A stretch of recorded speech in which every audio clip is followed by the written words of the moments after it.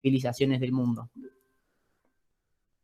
Siguiendo con la división política del Medio Oriente, debemos en primer lugar conocer cuáles son los países que lo componen. Entre ellos encontramos Egipto, Jordania, Arabia Saudita, Irak, Siria, Irán, Afganistán, Pakistán, Omán, Emiratos Árabes Unidos, Yemen, etcétera, Israel y Palestina.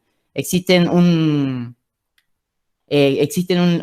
larga lista de países los cuales los componen y todos y cada uno de ellos son importantes ya que generan cuestiones políticas y a su vez al ser una región muy rica en cuestiones petrolíferas, por ejemplo, cuestiones de gas, conocemos que muchos de ellos se encuentran aliadas y es un lugar de mucha alianza internacional. Bueno, para entender cómo es que se formó este territorio y por qué lo estamos viendo, aparte de lo que podría ser África o Asia, tenemos que hablar de sus orígenes, que bueno, se remontan al Imperio Otomano, que muchos seguramente se acuerdan por la cuestión de la Primera Guerra Mundial, que fue cuando se disolvió. Hay que entender que en ese sector geográfico también ha estado la Mesopotamia, el Imperio Romano, también ha estado el Imperio Persa y diferentes civilizaciones que dieron comienzo al mundo civilizado de la humanidad. Bueno, ahora pasamos a la siguiente diapositiva para poder entender cómo es que se jugó la estrategia para poder disolver el Imperio Otomano.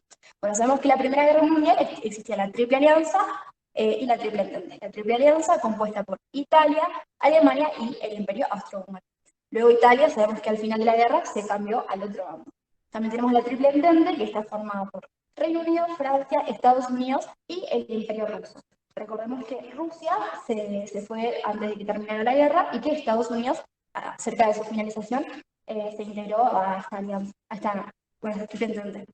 Bueno, para poder disolver el Imperio Otomano, la jugada que tomó la Triple Entente fue aprovecharse de que había mucho multiculturalismo y que sobre esa zona que hoy conocemos como Medio Oriente existía un sueño de la Gran Arabia. Las personas que vivían en esta zona tenían el mismo idioma, que es lo principal, porque los árabes no son principalmente los que profesan el Islam, sino que son personas que comparten el idioma y ciertos rasgos culturales que nada tienen que ver con la religión. Aprovechando esto, la Triple Entente les prometió esto, poder liberarse del Imperio Otomano para poder romperlo desde adentro. Al hacer esto, se formaron múltiples colonias y el Imperio Otomano cayó. El problema fue que las divisiones entre los países fueron a dedo, como surgió también con África.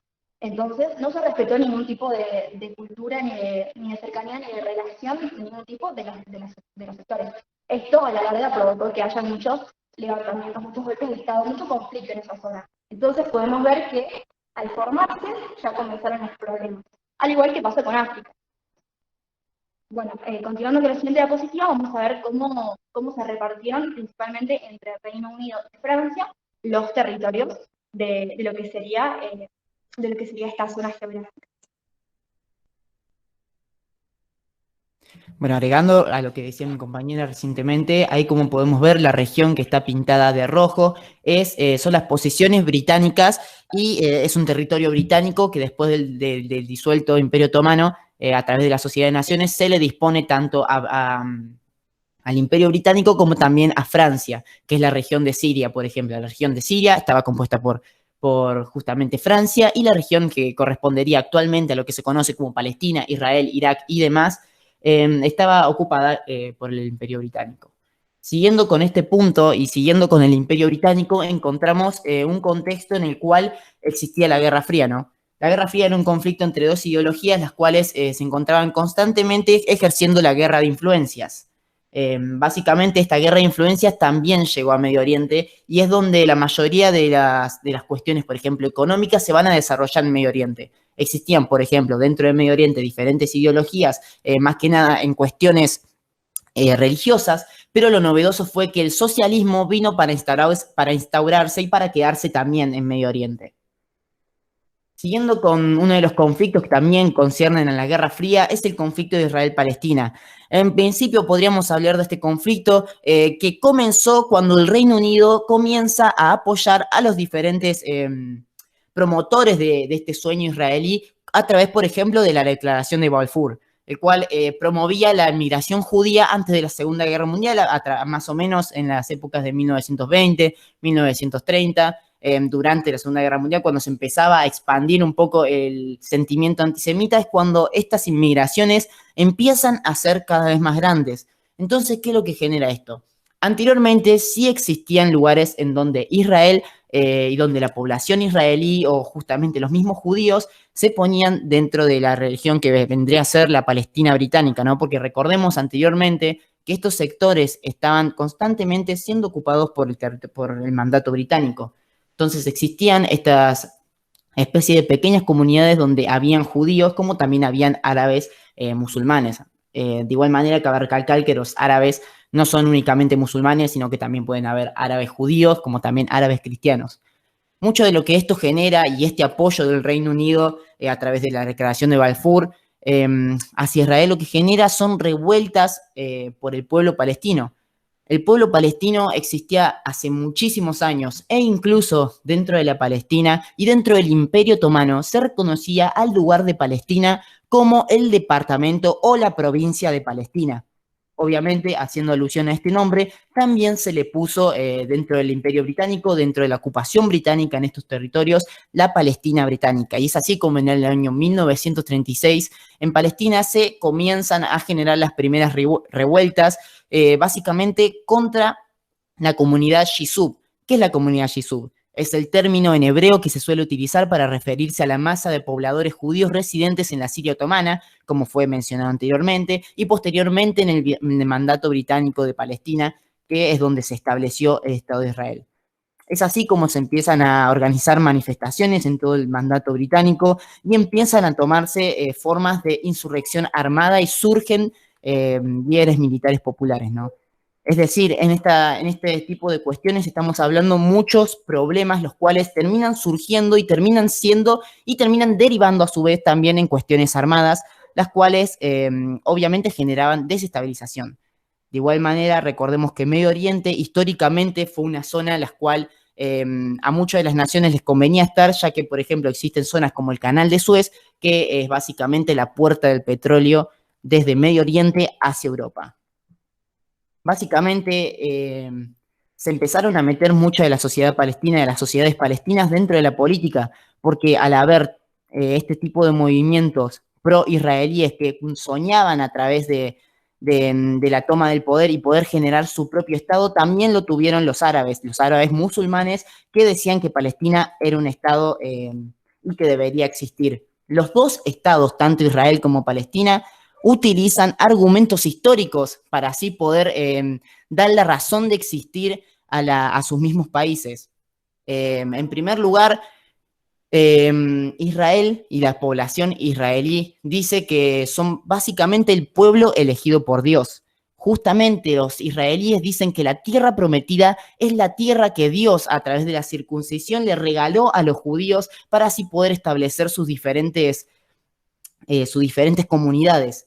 Mientras tanto, los palestinos dicen que existieron aproximadamente entre imperio e imperio más de 13 siglos de ocupación musulmana. ¿Esto qué quiere decir? Que tanto Israel como Palestina basan su existencia en la historia. Anteriormente también existía el reino de Israel, en donde, por ejemplo, existían figuras muy importantes al día de hoy, como puede ser también el Templo de Sión.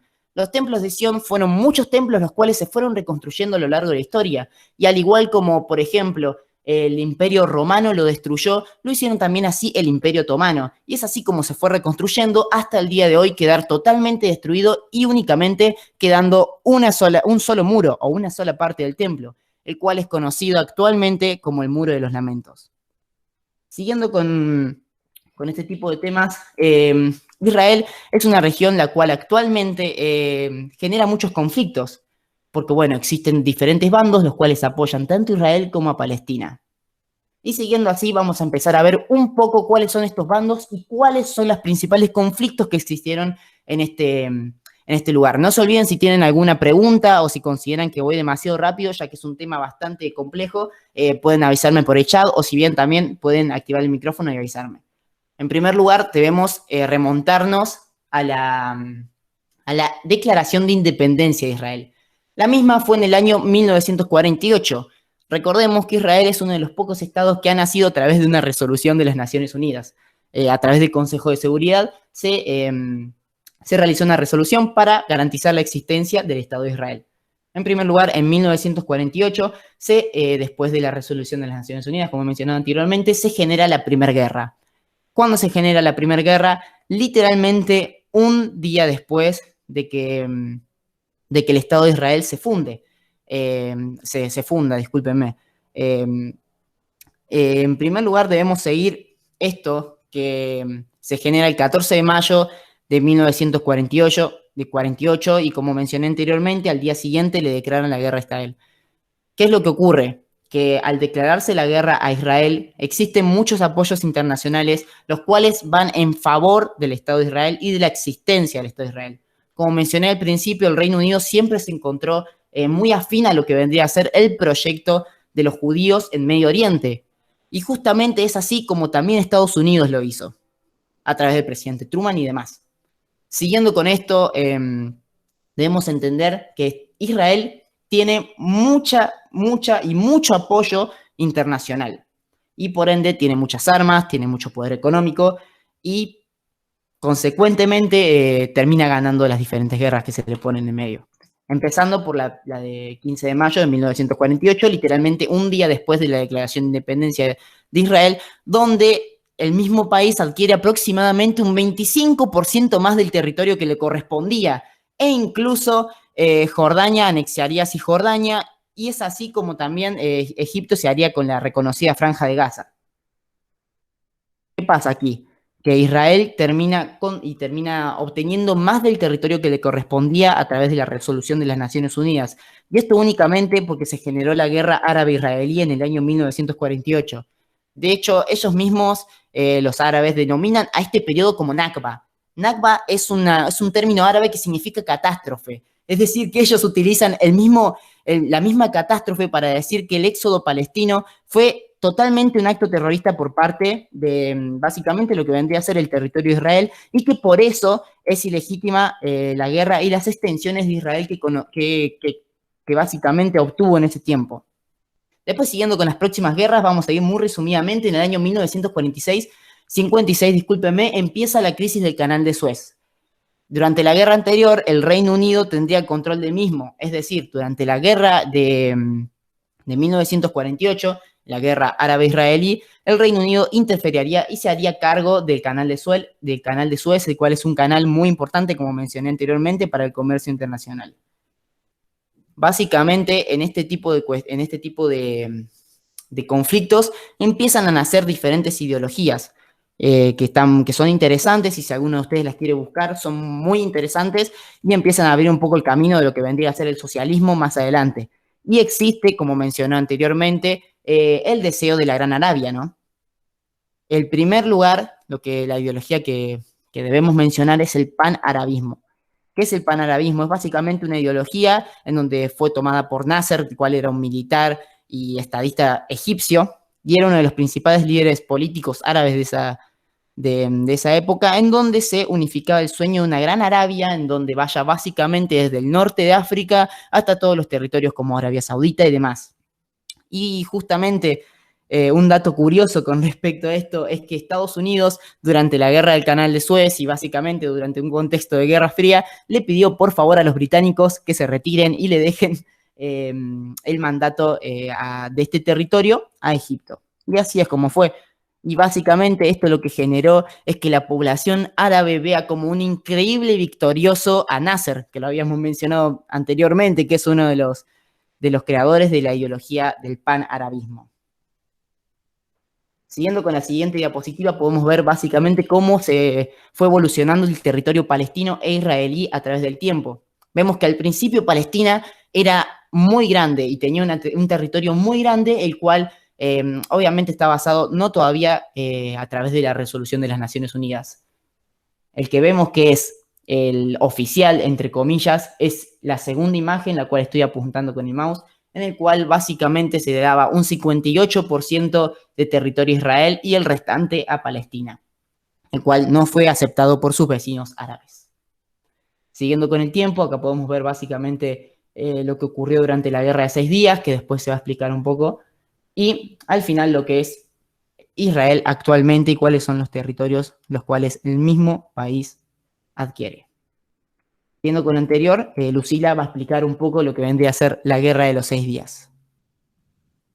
Bueno, en parte la guerra de los 6 días terminó de manera súper rápida, justamente en 6 días, como su nombre lo indica, debido a que esta guerra principalmente fue iniciada por Egipto, el cual, bueno, influenció al resto de los países periféricos a que comenzaran el ataque. Resulta que Israel se enteró que iba a venir la guerra, entonces la estrategia que jugaron fue hacer que todo su ejército vaya a la playa con su familia, sacarle fotos y que los egipcios piensen que, bueno, que el ejército no estaba preparado. Entonces, claramente no fueron con la preparación necesaria para poder enfrentar al ejército israelí. Y bueno, cuando llegaron se encontraron un ejército completamente preparado que ganó la guerra a los 6 días y que, bueno, que presentó una gran masacre para los egipcios que habían intentado atacarlos y tomar su territorio. También obtuvieron una gran parte del territorio egipcio, el cual luego de un par de años lo devolvieron pidiendo únicamente dos cosas, el reconocimiento y la paz. La paz porque, bueno, todos estos países periféricos todo el tiempo desde su fundación estuvieron atacando al territorio israelí, y también el reconocimiento ya que existe este conflicto sobre si Palestina es un país, si Israel lo es, quién se merece las tierras. Entonces, lo que pidió Israel básicamente fue ese reconocimiento internacional, que bueno, que en parte ya lo tenía porque ya era un país conformado, pero que no quería todos estos conflictos dentro de los países que estaban a su alrededor. Bueno, un dato con respecto a eso que había dicho Lucila, con respecto a la anexión de la península del Sinaí, más específicamente que es región de Egipto, perteneciente a Egipto, es que Israel le da cambio, como mencionó, a cambio este territorio por el reconocimiento de Egipto, y así se convirtió Egipto en el primer país en reconocer a Israel como un Estado legítimo dentro de Medio Oriente. Otro territorio que adquiere también Israel es Cisjordania, el cual anteriormente había sido anexionado por Jordania, y los Altos del Golán, los cuales actualmente le pertenecen a Siria, y es un territorio en disputa, básicamente. Siguiendo con una de las últimas guerras, tenemos en 1963 la guerra del Yom Kippur, en la cual diferentes estados, como ocurrió anteriormente, contraatacan a Israel. Por ejemplo, existen otros países que interfieren en este conflicto, como puede ser Irak, incluso la antigua URSS fue una de las naciones en las cuales interfirió. Y por último, en el año 1982 hasta el año 1983, está la guerra del Líbano, la cual da inicio a uno de los principales actores de todo este problema, el cual es la Organización para la Liberación Palestina, que comienza a hacer ataques terroristas en territorio israelí, en donde también estarían actuando otros grupos terroristas de la inteligencia iraní, más específicamente los cuerpos de guardia Quds o los cuerpos de guardia revolucionaria islámica, los cuales son el ejército de Irán, como es el ejemplo del grupo terrorista de Hezbollah. Y aquí aparecería uno de los las primeras interferencias internacionales de otro país con respecto a la soberanía de otros, como puede ser Irán financiando grupos terroristas. Acá podemos hablar de que existen dos religiones abrámicas en disputa por un mismo territorio.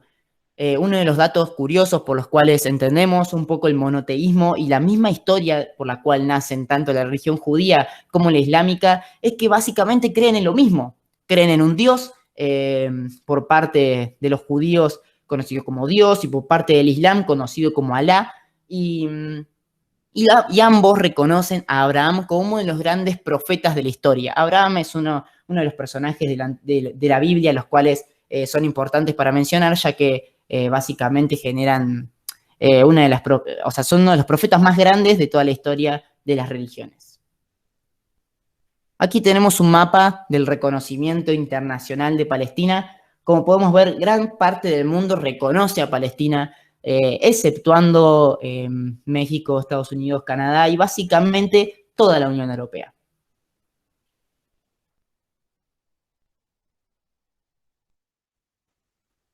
Bueno, ahora vamos a empezar a hablar un poco sobre las religiones, porque sabemos que la mayor parte de los conflictos internos que hay dentro del Medio Oriente son por cuestiones religiosas.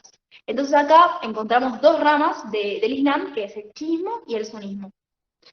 Las dos religiones básicamente creen en lo mismo, pero se diferencian porque ambas creen tener la verdad acerca de quién es la máxima autoridad y quién es el profeta que puede hablar sobre la vida y obra de Alá. Bueno, podemos encontrar que los chiíes son una parte muy minoritaria con el 9,9% y los sunitas el 89,9%. También cabe destacar que existen otras ramas, pero son muchísimo más pequeñas y no hay muchísima gente que la profese.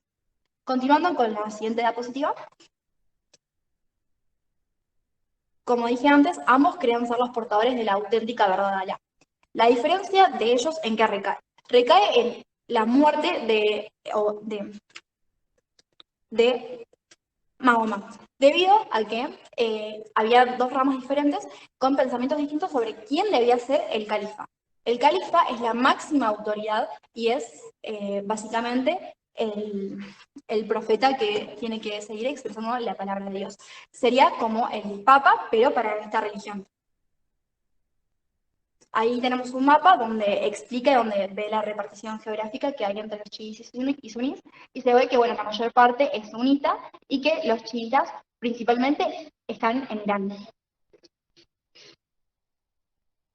Bueno, ahora explicando cómo es que surgen estas dos ramas, nos encontramos en la muerte de Mahoma, donde no dejó específico quién iba a ser su sucesor. Entonces, para poder encontrar un nuevo califa, surgen estas dos ramas. Los chiitas, que bueno, chiíat significa como los partidarios de Alá, y ellos pensaban que el primo de Mahoma, que también era el esposo de su hija Fátima, debía ser el que siga profesando la palabra. Luego, los sunitas se basaban en los Sunnah, que es un texto sagrado donde Mahoma explicaba cómo debían actuar los adeptos de esta religión. Entonces ellos pensaban que el pueblo era quien debía elegir a su sucesor y que, bueno, tenía que ser alguien muy cercano a la familia de Mahoma y a toda la religión que profesaba. Por ello pensaban que sus suegros eran los indicados. Ahora bien, como vemos, parece que los sunitas son los más democráticos y los chiitas no. Pero en la actualidad podemos ver que los sunitas son la rama más violenta y más ortodoxa de esta religión. Bueno, a partir de esto podemos hablar de los grupos terroristas y grupos armados, que bueno, que comienzan con una corriente de el sunismo, que es el wahabismo. El wahabismo es una corriente ideológica extremista que, bueno, que principalmente se lleva a cabo en Arabia Saudita, donde, bueno, lo podemos ver ejemplificado porque están dentro de una monarquía absoluta que no permite ningún tipo de religión y es completamente ortodoxa. También en el resto del Medio Oriente podemos encontrar esa intolerancia, pero no al punto de este país. Por ejemplo, en Siria, si bien conviven diferentes religiones, no están prohibidas por el gobierno, más allá de que la gente no lo acepte. Bueno, continuando con esta, podemos hablar del comienzo de Al-Qaeda. Al-Qaeda comienza con Osama Bin Laden y bueno, su surgimiento se remontaría a el 9/11 de 2001, que fue cuando surgió el atentado de las Torres Gemelas. Ahora bien, hay un conflicto sobre esto y no se sabe si realmente las Torres Gemelas han sido un atentado terrorista o si ha sido un autoatentado de los Estados Unidos. Debido a que, bueno, existen diversas pruebas y podríamos estar muchísimo tiempo hablando del por qué y hablando de teorías conspirativas, pero lo más a grandes rasgos que podemos encontrar es que, bueno, en primer lugar, a los Estados Unidos de América esto les sirvió como estrategia para poder invadir diferentes países de Medio Oriente, como puede ser el caso de Irak y Afganistán. A partir de esto, también se empezaron a meter muchísimo más dentro de las tecnologías de las personas y dañar ciertos derechos de privacidad que cada uno podría llegar a tener. Justamente en esta época recién estaba iniciando el Internet y todas estas cuestiones que a eso refieren. Entonces, bueno, Estados Unidos lo aprovechó como método para poder introducirse mucho más en lo que las personas posteaban y todas esas cosas, y las cosas internas de cada uno, ¿no? Bueno, continuando con esto, luego de la muerte de Al-Qaeda, su sucesor comenzó a hacer provocaciones a los diferentes grupos que no pensaban como ellos. El sucesor lo estamos viendo ahora en pantalla, que es al-Zarqawi, que bueno, lo que hacía era grabar decapitaciones, que bueno, muchos seguramente lo han visto más o menos por el 2004, que están todos estos videos en internet bueno, de gente decapitando en el desierto o estas cosas. Entonces, bueno, era como una provocación a los demás grupos, a los chiitas principalmente, y a los sunníes que no eran violentos, para decirles que, bueno, que era lo que les esperaba si no se unían a esta causa. Con el tiempo, Al-Qaeda se fue esparciendo por el mundo y también tomó parte de Siria, y parte de Siria también comenzó a pensar en esta forma de terrorismo para poder esparcir su pensamiento. Entonces ahí fue como se forma el Estado Islámico, el ISIS. Es decir, que el ISIS es también juntar a Siria dentro de estos ideales terroristas. Bueno, luego tenemos como sucesor de esta ideología a Abu Bakr al-Baghdadi, está difícil de pronunciar, que bueno, fue sucesor en 2010 y el año pasado fue asesinado por los Estados Unidos de América. Y bueno, hablando de todo este conflicto de religiones, también podemos empezar a hablar del conflicto en Siria. Pero primero cabe destacar que el conflicto en Siria, su comienzo, varía, depende de quién lo ve, ya que hay muchísimas versiones y no se sabe específicamente cuál es la verdadera y cuál fue la que dio causa al conflicto en Siria que se está dando desde el 2011 hasta la actualidad.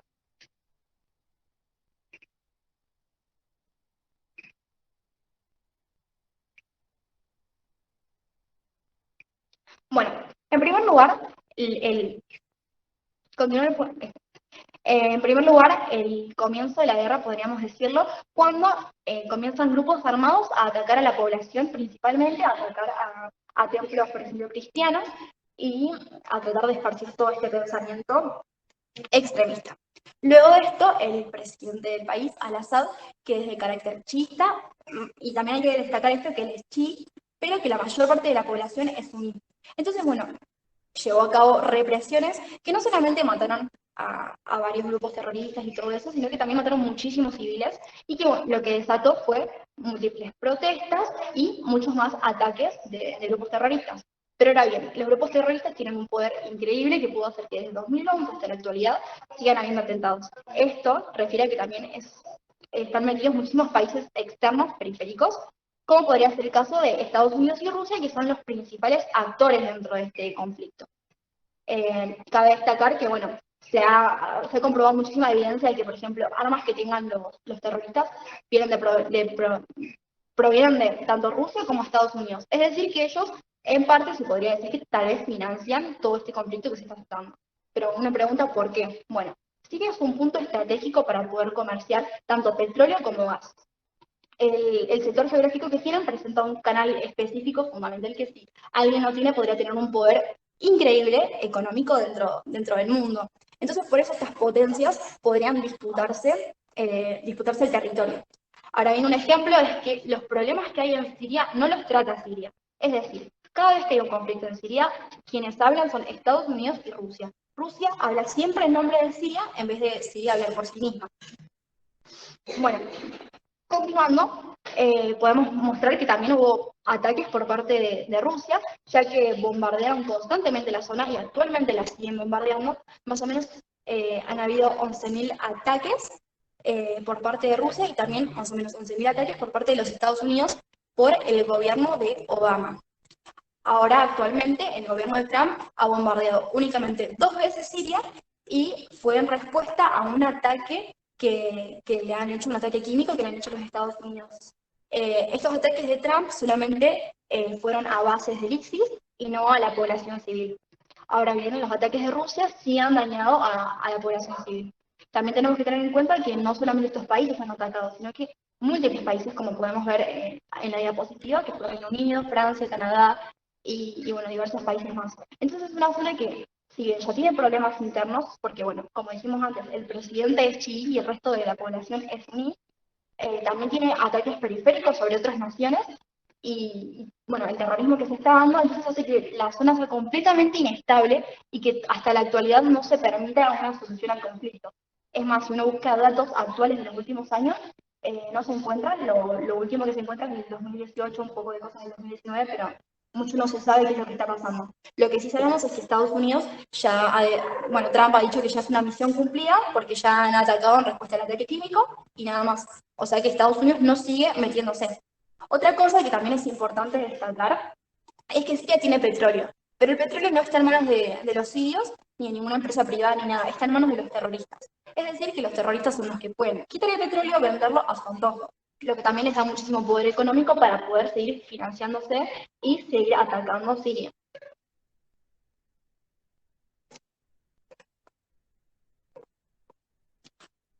Bueno, más o menos ahora, como dije antes, se dio un periodo más calmado porque bueno, ya no tenemos ataques estadounidenses, pero todavía la guerra no ha concluido.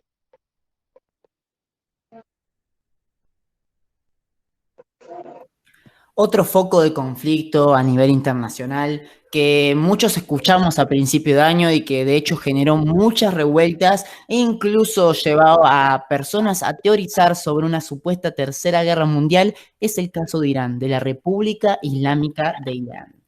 Irán es un país básicamente el cual históricamente se ha caracterizado por ser un punto estratégico, tanto desde parte de Medio Oriente como también Europa e incluso Asia. Anteriormente era un punto el cual se encontraba justamente a pies de lo que vendría a ser la Unión de Repúblicas Socialistas Soviéticas, la cual llevaba tanto Turkmenistán, Uzbekistán y demás países.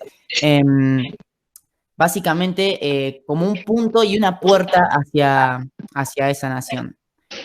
Luego podemos encontrar del otro lado del mapa como anteriormente vendría a ser todas esas regiones, tanto de Siria, el Líbano, Israel, Jordania y las costas de Arabia Saudita, como una parte en donde se encontraba anteriormente el Imperio Turco Otomano. Entonces, Irán también era un punto estratégico clave para, por ejemplo, conflictos internacionales como la Primera Guerra Mundial. En primer lugar, debemos encontrar que los anteriores ya, que es es la máxima autoridad, básicamente, como decir, un primer ministro o presidente, dependiendo del país, de Irán, era Reza Shah Pahlavi, es decir, el monarca del antiguo Irán. Era una persona el cual concentraba el poder, básicamente todo centralizado dentro de él. Y él mismo se dice a través de diferentes teóricos, a través de diferentes historiadores, que fue designado por el Reino Unido de Gran Bretaña e Irlanda del Norte. De hecho, de esta misma alianza es como nace la industrialización del país. Es decir, Irán deja de ser un país únicamente de Medio Oriente e incluso los presidentes de Estados Unidos que han visitado a Irán antes de la Revolución Islámica decían que Irán era la joya y la democracia, la joya democrática de Medio Oriente.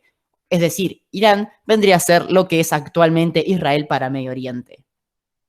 Y es así como, teniendo en cuenta todos estos diferentes tipos de cuestiones y diferentes metidas por parte de Occidente hacia la democracia de Irán y hacia la política interna de Irán, es como las diferentes personas empezaron a no sentirse representados por los movimientos los cuales gobernaban Irán.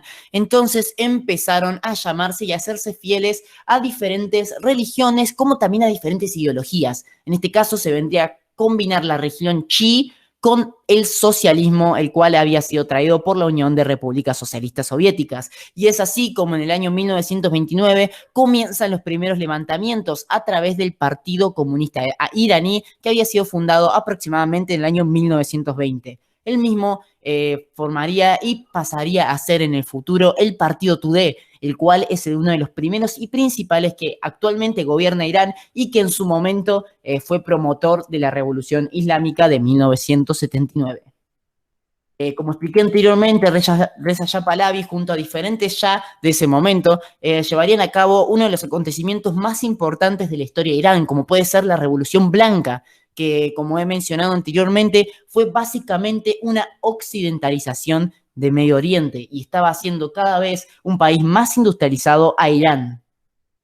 Estos mismos conflictos es como el partido Tudeh empieza a tener muchísima más fuerza y empieza a ser un partido tomado en serio que traía los ideales socialistas combinados con los ideales chií, los cuales traían un sistema burocrático en donde existiría, por ejemplo, una autoridad máxima, el cual es conocido actualmente como Ayatollah. Llegamos así como a la primera figura importante a analizar para entender también a su vez la revolución islámica. Empezamos en el año 1979 con Khomeini.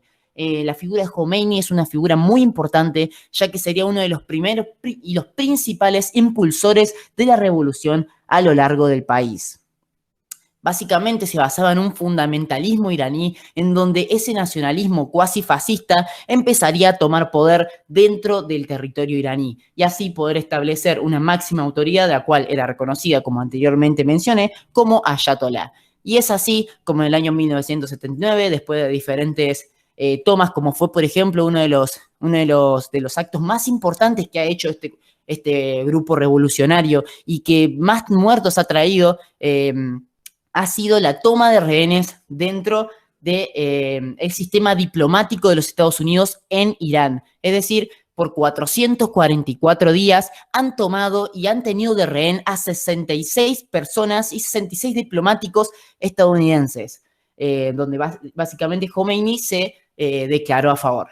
Muchos de estos movimientos islámicos iban con la premisa ir en contra de la occidentalización de Medio Oriente. Estaban en contra que los diferentes lugares y que los diferentes países de Occidente comiencen a tomar fuerza dentro de este lugar y dentro de especialmente Irán. Y es así como diferentes ideologías que han sido mencionadas anteriormente, como el panarabismo chií, porque ojo, como debemos también tener en cuenta la diferencia entre capitalismo y socialismo, aquí dentro debemos tener en cuenta la diferencia religiosa, el chiismo y el sunismo. Irán es una región estrictamente chií en donde gobiernan los chiíes, en donde justamente el ayatolá es la máxima autoridad chií en el mundo, y por eso le lleva a llevarse mal con diferentes países de Medio Oriente. Como puede ser el ejemplo explícito de Arabia Saudita, el cual es suní, y básicamente entre ellos se odian. Irán se conoce y es conocida en el mundo como la cuna del socialismo en Medio Oriente. ¿Por qué la cuna del socialismo? Porque fue la primera revolución fuerte con ideales exclusivamente socialistas combinados con los chiitas para así poder llegar al poder y así poder tomar por la fuerza los diferentes medios de producción también para así realizarlos públicos. Después en el mundo existirían diferentes movimientos, como fue el ejemplo de Siria, en donde actualmente y en el pasado se considera una nación laica, por ejemplo, a los cuales es una premisa del socialismo, o por ejemplo la Unión de Repúblicas Socialistas Soviéticas también tenía como premisa para traer el socialismo al mundo. La religión fuera del Estado. Bueno, para poder seguir entendiendo los conflictos que se dan en el Medio Oriente, tenemos que hablar de la OPEP. ¿Qué es la OPEP? Bueno, es la sigla que identifica a la Organización de Países Exportadores de Petróleo, que es una entidad que se fundó en 1960 y que está compuesta por 12 países. Tiene como objetivo estabilizar los precios del petróleo en los mercados internacionales, salvaguardar los intereses de los estados productores, abastecer de forma eficiente y segura a los países consumidores y procurar una ganancia justa a los inversores en la industria del petróleo. Los países que la forman son Arabia Saudí, Cuba, Irán, Irak, Venezuela, que son los fundadores. Luego también se fundó Argelia, Angola, Ecuador, Libia, Nigeria, Qatar, Gabón, Indonesia, Emiratos Árabes Unidos. Bueno, la sede de esto se encuentra en Viena y tenemos que hablar sobre, bueno, cuál es el país que más exporta petróleo. Dentro de esta organización es Arabia Saudita. Por eso también es importante y juega un rol fundamental dentro de Medio Oriente. También sabemos que varios países más, como por ejemplo Kuwait, Irán e Irak, también son parte de este sector geográfico y de la OPEP. Bueno, continuando, hace poco, este año inclusive, en marzo más o menos, cuando empezó todo el tema del coronavirus, comenzó un conflicto entre Arabia Saudita y Rusia. Rusia también está, pero como miembro observador. Si bien también exporta petróleo, todavía no es un miembro completo de esta organización. Lo que hizo Arabia Saudí fue tratar de bajar los precios para poder seguir posicionándose como el principal exportador de petróleo. Entonces, abarcó los precios del crudo que comercializaba a un 30% menos, lo que causó ciertos problemas con otros países, como por ejemplo Rusia, que estuvo completamente en contra. Entonces ahora estamos viendo estas dificultades dentro de un país que siempre se ha llevado bien con Medio Oriente, pero bueno, no con Arabia Saudí, que últimamente está teniendo demasiada relación con los Estados Unidos, y por eso también está chocando, por así decirlo, con Rusia. Bueno, eso también comenzó a crear distintos problemas internos dentro de la misma Arabia Saudita, que comenzó a apresar príncipes, o sea, gente que también estaba siendo parte del gobierno, sino de parte de la familia real, comenzó a apresarlos y a cometer ciertas represiones con respecto a esto. Esto es muy reciente, entonces todavía no hay muchísima información sobre el tema, pero bueno, se empezó a dar en marzo y ahora sigue habiendo cierta inestabilidad, ya que bueno, sabemos que con todo esto del coronavirus hay bastantes subes y bajas con el precio del petróleo, lo que está afectando muchísimo a este sector. Bueno, así que con eso concluiríamos la presentación sobre este tema. Bueno, ahí está la foto que bueno, que hay un conflicto entre Rusia y Arabia Saudí, lo que bueno, implementa más los conflictos y también nos justifica más al hecho de decir que el problema del Medio Oriente es que muchísimos países que no tienen nada que ver con esta región se meten, ya que bueno, es un punto económico muy importante, también tiene petróleo y tiene muchísimos beneficios que pueden hacer que el resto de los países lo quieran, básicamente. Por eso tenemos todos estos financiamientos a grupos armados, por eso tenemos todos estos ataques que constantemente hacen que sea muy inestable y que no se pueda llevar a cabo ningún gobierno medianamente estable y que la población no pueda tener una calidad de vida adecuada. Como sabemos, hay múltiples problemas, por ejemplo, no se acepta la homosexualidad, hay problemas de libertad de expresión, hay países donde ni siquiera hay acceso a Internet, como también sería el caso de Irán, lo cual hace que la población no esté enterada de lo que pasa en el mundo y que el mundo básicamente esté regido por los ideales de que las potencias tengan y depende de qué es lo que piensan, depende cómo vemos nosotros estos conflictos. Es decir, tampoco tenemos un conocimiento exacto de qué es lo que pasa porque no tenemos otro punto de información que no sea que nos puede brindar, por ejemplo, Estados Unidos o Rusia. Bueno, sí. ¿Cómo? Continúa, Bueno, Laurín. ya habiendo básicamente terminado la presentación, tratamos de resumir lo máximo posible estos temas para que después las diferentes cuestiones que sean más específicas sobre estos temas sean preguntadas a través de la apertura del micrófono, por el mismo chat, no tenemos problema. Entonces ahora vamos a abrir un poco lo que vendrían a ser las preguntas para que los chicos puedan... ¿Te parece, Lucy? Sí, obvio, también se podría, bueno, también dejamos mucho margen de tiempo porque es un tema para debatir, porque si bien nosotros lo presentamos de esta forma, es la forma que nosotros encontramos correcta, pero existen un montón de corrientes diversas y capaz alguno conoce una cosa y otra cosa en el diario o lo que sea y también puede expresar su opinión. Así que nada, este espacio ahora es para que ustedes debatan, para que nos pregunten lo que les ha surgido como ustedes.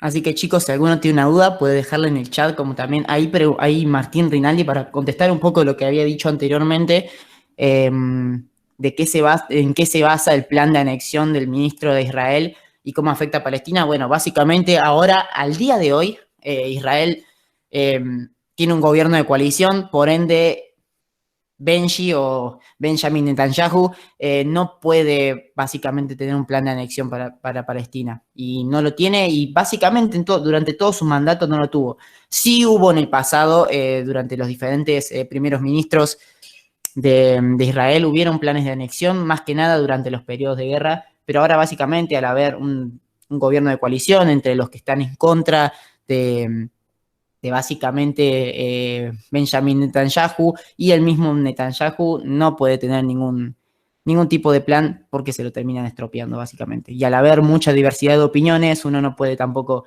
ponerse muy estricto con cuestiones como es Palestina. A ver si tienen alguna otra pregunta, si quieren aportar algo, me parece perfecto. Así empezamos a hablar sobre básicamente qué opinan ustedes. ¿Qué opinan ustedes sobre Medio Oriente? A ver si alguno se anima a abrir el micrófono. La última ahí, Paula, preguntó una cosa, fíjate, sobre Israel. A ver, sobre la cuestión Palestina-Israel, ¿no hubo una especie de roadmap firmado en los que iban? Sí, el Tratado de Oslo. El Tratado de Oslo fue básicamente un tratado en el cual mediante la Organización de Liberación Palestina. Si no mal recuerdo, esto puedo estar confundido, Bill Clinton fue mediador bueno, básicamente en Oslo, y bueno, y se declararon principios sobre las disposiciones relacionadas con un gobierno autónomo provisional, básicamente, para la Organización de Liberación Palestina, que curiosamente no está puesto dentro de Palestina, porque actualmente el único territorio que puede llegarse a ser considerado Palestina es la Franja de Gaza. Entonces, bueno, pero este tipo de tratados realmente no llegaron muy lejos porque la hostilidad por parte de Palestina con respecto a esto, más allá de la paz, siempre se mantuvo, como también por parte de Israel. De hecho, las fronteras están súper mega militarizadas, como puede ser Belén. Bueno, la Franja de Gaza es imposible entrar, está totalmente cerrada al público. De hecho, hay una valla en toda Cisjordania, que es parecido al muro de Estados Unidos con México. Hay toda una valla así a través de Cisjordania para que no se metan los palestinos. Y bueno, también ocurrieron diferentes sucesos como las intifadas, la primera intifada en 1987, la segunda en el 2000, que bueno, fueron en el 2000, por ejemplo, fue contra el primer ministro Ariel Sharon, que fue en una de las mezquitas más importantes para la ciudad de Jerusalén. Y sí, el Dalai Lama es de Asia. El Dalai Lama es de la región de Tíbet, de China, y básicamente tiene influencia en todo lo que vendría a ser India y bueno, China en general. Tiene cuestiones ahí, pero son más actuales. El Dalai Lama está mucho metido en la política estadounidense actual, y de hecho incluso es hasta acusado de cometer delitos dentro de Estados Unidos, pero eso es otro tema el cual podríamos abarcar en algún momento. Pero no, dentro de Medio Oriente el Dalai Lama casi no tiene peso porque son religiones diferentes. Es un líder espiritual del Tíbet, entonces como que no mucho que ver con cosas. Bueno, ahí consultaron sobre Yemen y es una cuestión bastante amplia y difícil de entender, pero más o menos a grandes rasgos, lo que pasa con Yemen es que no está bien constituido, por así decirlo, como país. Yemen no tiene ni siquiera presidente, tiene un representante que va a las Naciones Unidas y habla, pero no tiene un presidente ni nada que lo forje ni que promulgue leyes, ni mucho menos. Está muy en la nada, entonces, bueno, es difícil como entender su situación, ya que no sabemos más o menos políticamente qué es lo que piensan. Lo que sí sabemos es que mayormente Yemen tiene tendencias comunistas y Arabia Saudita, bueno, tiene tendencias más o menos capitalistas, por así decirlo, entonces por eso existen múltiples conflictos. Ahora bien, la problemática es mucho más profunda y mucho más extensa, pero bueno, a grandes rasgos ese es el problema. Cualquier cosa podemos... Una pregunta, chicos, ¿puedo preguntarles algo? Sí, obvio. Bueno. Me llamo Benjamín.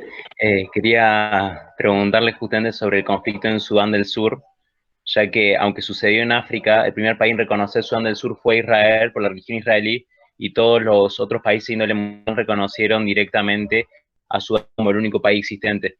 Entonces, respecto sobre esta cuestión, no sé si ustedes saben un poco, se han actualizado, o cómo ha sido la injerencia de los países musulmanes que decían que les brindan armas o herramientas a Sudán para atacar a Sudán del Sur.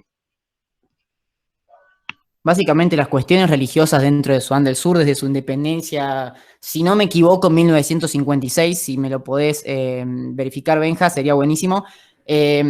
Básicamente las cuestiones ahí que vendrían a ser religiosas están muy, muy metidas, ¿no? Básicamente porque, bueno, como conocemos, Sudán en el pasado era una región que era muy predominante con respecto a lo que vendría a ser... personas tanto árabes que venían de Medio Oriente como también musulmanas que profesaban justamente el Islam. Básicamente, después del referéndum de independencia, hubieron muchos problemas con respecto a los derechos humanos. Hubieron masacres con respecto a lo que vendría a ser la violación de la Carta de los Derechos Humanos y demás. Y bueno, con la cuestión de, por ejemplo, la venta de armas y demás, actualmente no conozco mucho sobre ese tema. Estaría muy bueno, Benja, si vos lo conocés, poder aclararlo con respecto a esto. Y es verdad, sí, Israel fue uno de los primeros países en reconocer a Sudán del Sur. Pero bueno, es una guerra civil, son guerras civiles que más competen al territorio africano. más allá de que esté muy, muy metida la cuestión, la cuestión religiosa, ¿no? Toda la cuestión islámica, toda la cuestión musulmana y demás. Si podés aclarar, Benja, ahí con respecto a eso, estaría muy bueno, ¿sí? Perdón, ¿qué necesitas el año de que se independizó? Eso me pediste. Sí, sí, el año en el que se independizó y con respecto a eso que habías mencionado sobre la venta de armas. Tipo, yo me acuerdo que a mí me tocó ser un modelo jutense de Sudán del Sur, y hay, según estadísticas del CIPRI, que uno puede durar, ¿no? El Instituto a favor de la Paz de Estocolmo, digamos, dice que hubo gran cantidad de venta de armas por parte de Israel a Sudán del Sur, pero por el momento el presidente actual, Salva Kiir, por lo que yo tengo entendido, digamos, él no es una persona la cual está muy a favor del uso de armas, aunque se tiene casos de niños soldados. Y sobre el año sobre la independencia de Sudán del Sur, reconocida actualmente por la ONU, es muy reciente, es 2011, acá lo tengo, 2011. Perfecto. Perfecto. Sí, es una de las naciones más... Sí, me parece un dato curioso, porque justamente la independencia, si no me equivoco, se dio mucho por insurrección de grupos armados, como por ejemplo una especie de OLP dentro de lo que vendría a ser Sudán, o sea, una organización para la liberación, es decir, una organización la cual realizaba sus acciones mediante la premisa de ejércitos de liberación o demás. Entonces me parece ahí como un dato curioso como para entender de que si se llegaron a vender armas por parte de Israel hacia el territorio de Sudán del Sur y hacia los grupos, lo hizo hacia uno de los grupos por los cuales está en contra en Medio Oriente, como puede ser la OLP, mientras ellos tienen el Ejército de Liberación del Pueblo de Sudán, ¿no? Y es como básicamente lo mismo, pero en otro lugar, y sin embargo lo financian, mientras que los otros los oprimen. Es como, ahí es medio extraño eso. ¿Tienen alguna otra pregunta, chicos?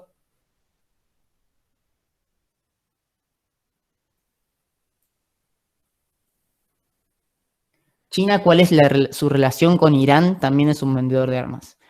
Bueno, China con Irán únicamente lo que comparten es las cuestiones ideológicas. De hecho, el coronavirus llegó a Irán por, por justamente los acuerdos comerciales que tienen con China. Irán y China tienen las fronteras abiertas, básicamente, se pasan y comercian libremente, no existe ningún tipo de problema con respecto a eso. Y un dato curioso es que Irán justamente llegó a tener coronavirus gracias a China y a tener sus fronteras abiertas al mundo. A China al mundo. Está cerradísimo Irán. Pero a China sí, los tiene abiertas. Entonces, la venta de armas normalmente no suele ser una cuestión muy, muy legal, que digamos, y muy, muy blanca como para mencionar si es real o no. Entonces, esos datos con exactitud no te los puedo dar, ya que la mayoría son secretos de Estado y no tenemos ni idea acá, básicamente. Ahí que Martín puso que se encontraron armas en Sudán del Sur de Israel en manos de extremistas. No sé si alguien quiere opinar sobre ese tema o qué le parece. Capaz que Benja, que vos conocés más sobre toda esa cuestión. Sí, recién estábamos hablando justamente de eso con Lauti, de que también el tema de la última polémica que hubo, que lo comparo con ese mismo tema, es que se hace noticia que se encuentran armas químicas rusas en Siria, pero no se hace noticia que Israel entrega armas a la comunidad de Sudán del Sur, que es parte del periodismo moderno. Pero en relación a eso, digamos, sobre el tráfico de armas, que es muy complicado, quisiera preguntar respecto a lo que era la situación en Qatar, justamente, de que Qatar, un país, en realidad es un estado muy moderno, muy nuevo, por así decirlo, que se está modernizando, que se está construyendo paso a paso con unas leyes y unas políticas muy, muy únicas, y cuales repudió por gran cantidad de países occidentales que le han bloqueado gran cantidad, pero a su vez se dice que actualmente al mismo tiempo se está armando y pronto va a tener un armamento muy importante en lo que es Medio Oriente. No sé qué opinan ustedes. Sí, bueno, Qatar, o sea, en primer lugar es una monarquía absoluta. Está gobernada por una misma familia hace añazos, básicamente, desde uno de los golpes de Estado que hubo, que fue pacífico, sigue gobernado por la misma familia. Y, y bueno, y uno de los problemas más grandes que tiene Qatar con respecto a eso es que básicamente es verdad, o sea, se está comenzando a armar con respecto a ese tipo de cosas. Y bueno, es una nación muy rica, muy, muy, muy rica. Y bueno, Si querés agregar algo más, Lucy, o sea, posee una de las mayores reservas básicamente de gas y petróleo y demás, entonces es como una región que tiene mucho de eso y que tiene mucho para vender. Entonces también te podía hablar de que es una de las regiones más importantes del Golfo Pérsico, junto a Irán, y una de las regiones más ricas, ¿no? De todo el Medio Oriente en general. Con respecto a la pregunta que vi de cómo sería un golpe de Estado pacífico, también hay que distinguir que hay una diferencia entre una dictadura y un golpe de Estado. Un golpe de Estado es irrumpir el poder que ya está y poner un nuevo gobierno, que bueno, que de forma pacífica mucho no existe, pero por ejemplo tenemos el caso de Italia, que bueno, Mussolini hizo una marcha La y marcha de ahí Roma. fue muy duro. De igual manera saben bueno, que no le dan el poder, obviamente se les venía la noche, pero bueno, fue teóricamente de forma pacífica.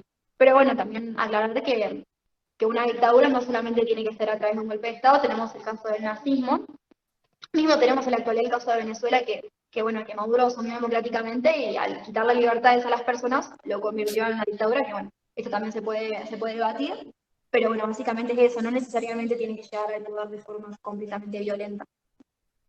No sé si tienen más dudas. Si no, estaría bueno que también puedan hablar sobre qué piensan sobre el conflicto de Israel-Palestina, porque es un tema muy amplio, donde hay muchas miradas, muchos puntos de vista que se pueden dar y que, bueno, que todos están bien debido a que no hay buenos ni malos en esta historia, porque claramente tanto Israel como Palestina tuvieron sus ciertos momentos de maldad, por así decirlo.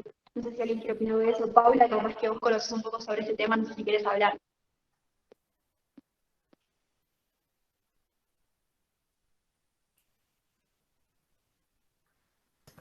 A mí me gustaría hacerle unas preguntas a los chicos, o más bien una reflexión que vean.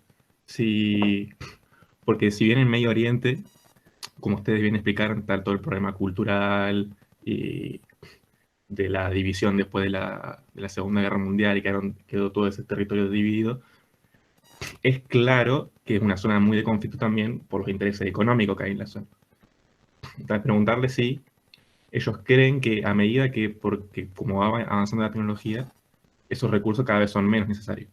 ¿Cómo va a avanzar estos conflictos o cómo van a ser tenidos en cuenta por el resto de la comunidad internacional fuera del Medio Oriente, teniendo en cuenta que cada vez el petróleo es menos necesario? Si bien tiene una fuerte presencia hoy en día, cada vez los países esos tienen que buscar una forma de rearmarse a la economía moderna. Arabia Saudita ya lo está pensando y entre otros países.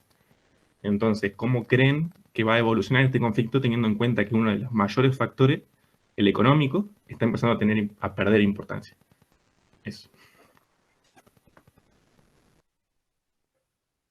Para agregar un poco también a ese debate, de hecho, Tel Aviv, el cual es considerado por muchos países del mundo la capital de Israel, es la tercera capital tecnológica del mundo.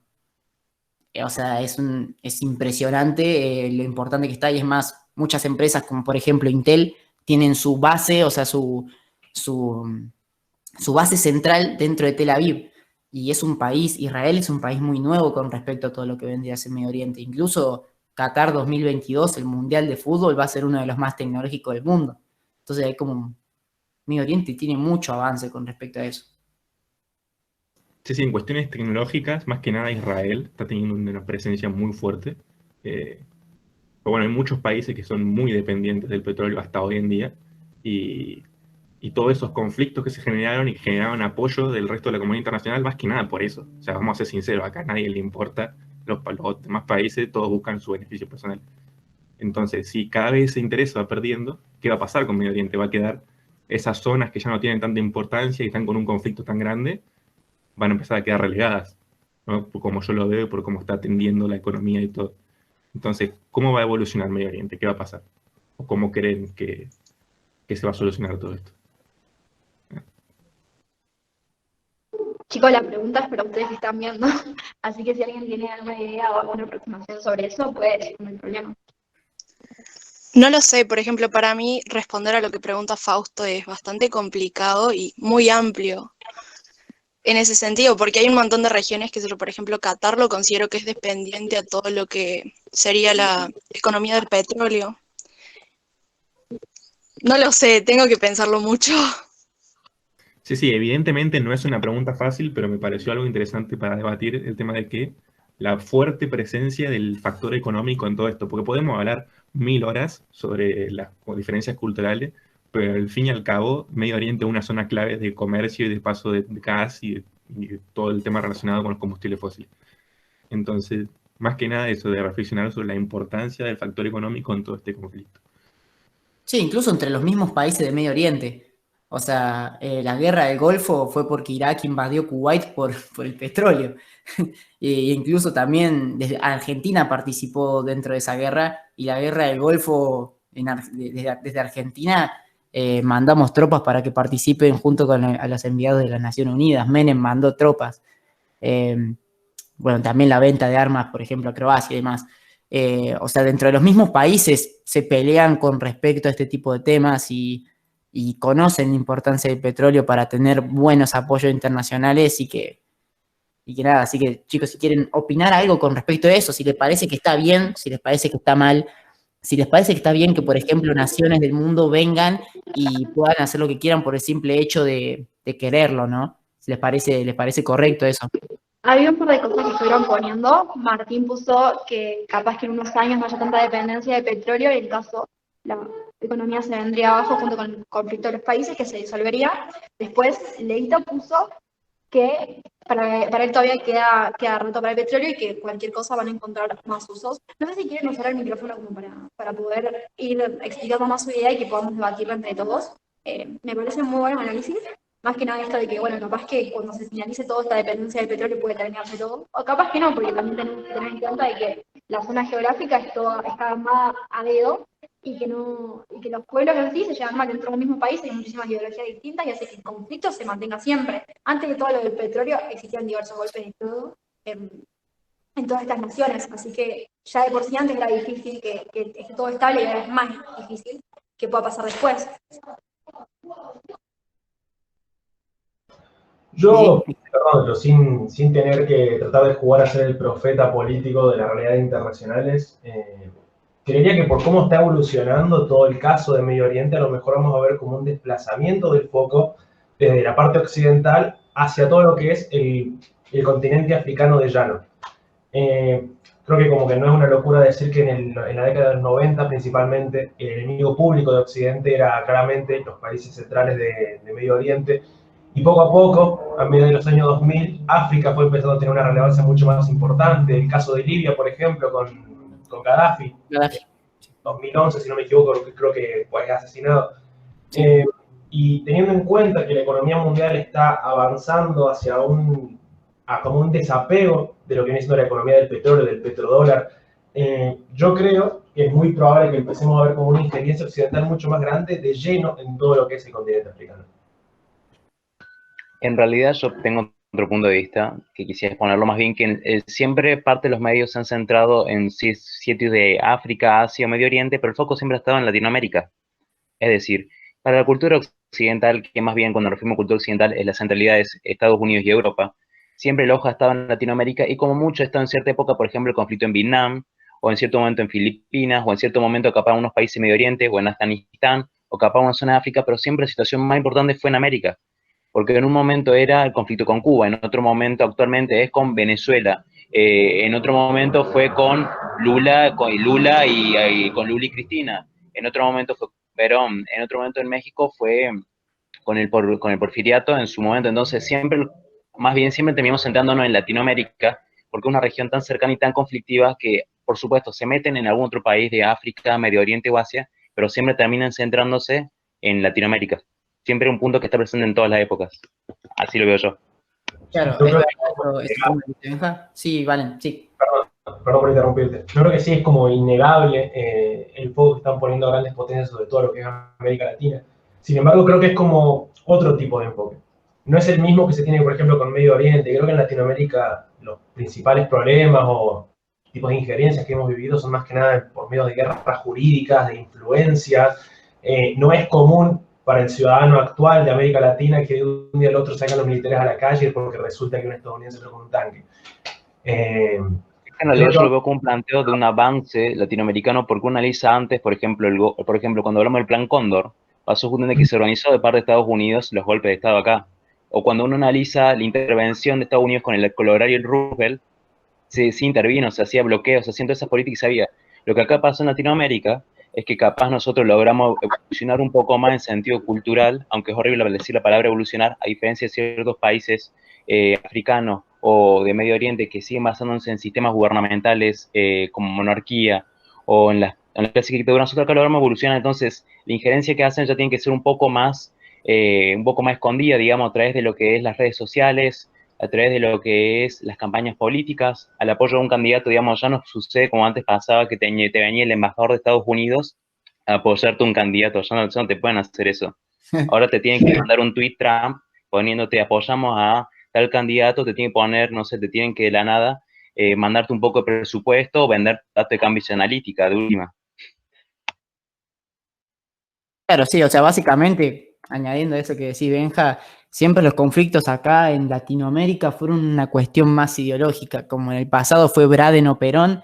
eh, o sea, al día de hoy podría decirse, qué sé yo, bueno, no se me ocurre un ejemplo al día de hoy, pero básicamente las discusiones son diferentes. En Latinoamérica estamos hablando de una cuestión más ideológica que económica, más allá de que exista Venezuela, que queramos o no, tiene muchísimo más petróleo que en Medio Oriente, en un solo país concentrado.